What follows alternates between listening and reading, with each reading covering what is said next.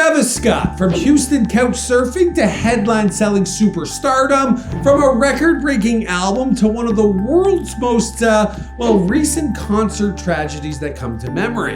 And now, a hard-fought comeback that's still underway. Now, Travis Scott, he rose from recording in his bedroom for a few hundred streams to staging a virtual concert that broke Fortnite records. Then came Astroworld, which actually ended in horror. We're talking 10 deaths, massive backlash, legal battles, and it could have ended his career. But in the end, seriously though, it didn't.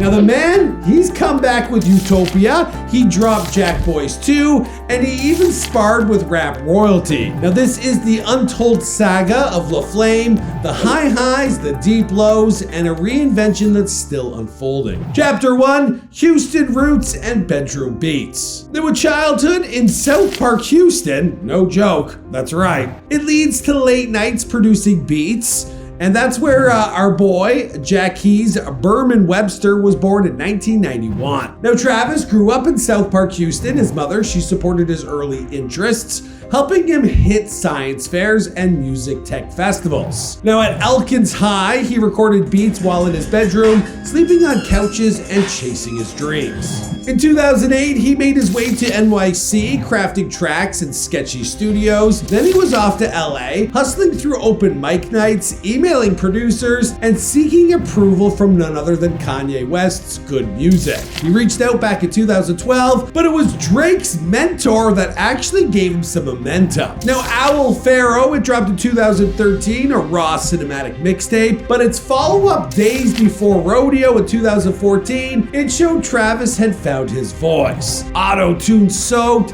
hazy trap metaled, he was no longer a local. He was becoming an artist, and one everyone was talking about. Chapter 2, Breakthrough, Branding, and Billion View Moments. In 2015, he rolled out Rodeo featuring Antidote, a global breakthrough. The song with pulses, chart surges, lens flares, and he followed that with Birds in the Trap Sing McKnight in 2016. Debuting at number 1 and solidifying Travis as a mainstream star. Now, it would have been around this time we dropped his first Before They're Famous video, and that too took flight, over 1 million views, 1.8. The kid was on fire. But it was Astroworld in 2018 that defined him. Now, a concept album named after an abandoned Houston theme park that reflected the vibe. We're talking dreamy, grimy, intoxicating. Now, he backed it up real time by launching his own festival, where he drew 50,000 people to Houston's Energy Park. And this would be the blueprint that he would replicate worldwide. Now then came the contextual expansion. There was Fortnite's 2022 astronomical show, 27 million watchers across platforms. Who can forget the McDonald's Travis Scott meal? There was merch flying from stores in hours, and he became more than just a rapper. He was a brand architect, a viral phenomenon on music and marketing fronts. The dude was absolutely everywhere. But of course, when you hit such high highs, well then soon after come the low lows. Chapter 3, Astroworld Nightmares and Legal Fallout. Seriously, this was 19 minutes that changed everything. Now on November 5th, 2021, while Travis's own vision, it morphed into a tragedy. Now Astroworld attendees, they rushed the stage. He kept performing and 10 people lost their lives to compressive asphyxia. Now ambulances, they were jam-packed and video showed paramedics scrambling to deal with all the bodies. Now instead of immediately stopping his stage show, well, Travis, he continued until the end of the song. And this delayed expression of regret, well, it didn't really hit him until about 24 hours later. Now the backlash, it was seismic. Investigators, they began looking into what the hell had happened. So Travis, he issued a public apology, he visited victims' families, he paused touring, but that didn't stop the criminal inquiries of hundreds of civil suits. Now by early 2024, settlements had begun, totaling tens of millions of dollars. And that makes sense, right? Like 10 lost their lives, $1 million apiece.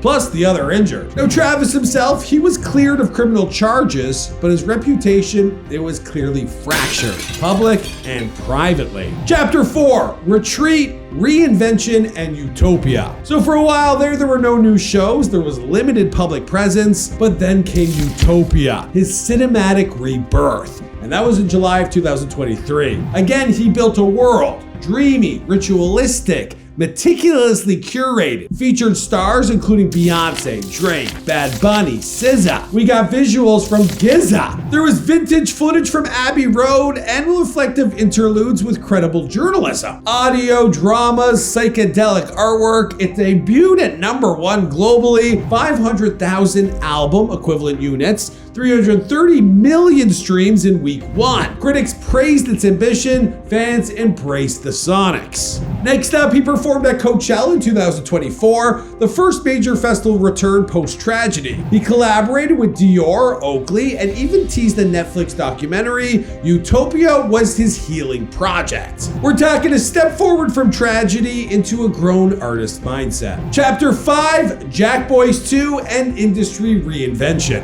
Now, it was just a few days ago, July 13, 2025, that Jack Boys 2 dropped. Now, a Travis curated crew compilation with Don Toliver, Sheck West, Glorilla, Future, Montgomery, and hosted by Bun B. Now, it served as more than an album. It's a platform, a farm system, a brand incubator, but industry feud surfaced. Pusha T, a longtime critic of Travis, well, he called him out, and Travis fired back with Champagne and Vacay, defending his legacy. Now, critics, they weren't fully sold on his musical depth anymore, but the ecosystem, it's still intact. Now, this project, it solidifies Travis more as a curator, a CEO, than just a frontman as he was. And it introduces new leaders under his banner. Chapter 6, Legacy, Philanthropy, and Future. Now, Travis Scott, he's more than a sound, he's an era. He redefined album rollouts, his narratives, his immersive concerts, his gamer synergy, his sneaker hype, and festival branding. The guy's on a whole other level. Now, he's also created controversial media moments. He's never really showed his face to the paparazzi. I mean, every red carpet, he's got his head down, but that, again, it's part of his signature style. Now, Astroworld, it will remain a scar on his legacy, but Utopia and Jackboy, well, it shows his resilience. He's launched the Cactus Jack Foundation, built programs for HBCUs, toy drives, street mentorship. Now, he's stepped into film scoring. He's also done fashion roads, even stadium sign-up rights, and Travis is crafting an empire on multiple fronts. But where does he go next? Are we talking a new album, a global tour, a documentary, maybe a political angle via becoming, athlete endorsements? He could sign them. I don't know. One thing's for sure, Travis is no one-hit wonder. He's a phoenix who just keeps on rising, and his next chapter, well, it could be his most telling yet. From couch beats to cultural icon, from traumatic tragedy to triumphant comeback, Travis Scott's story is ongoing, and one that deserves real perspective beyond the memes and the sound bites. Anyways, guys, this is just a short recap. It's been a while since we've touched on Travis Scott here on this channel. Let me know what you think of the video. Also, let us know what you think of the new visuals, the new writing, the new upgrades. We've been putting a lot of work into upping the quality of the product we're putting out here. If you want to support the channel, you can check us out at beforetheyarefamous.com. You can find me on Instagram and TikTok at Michael McCrudden BTWF. We're all over the internet. I'll see you guys in another video.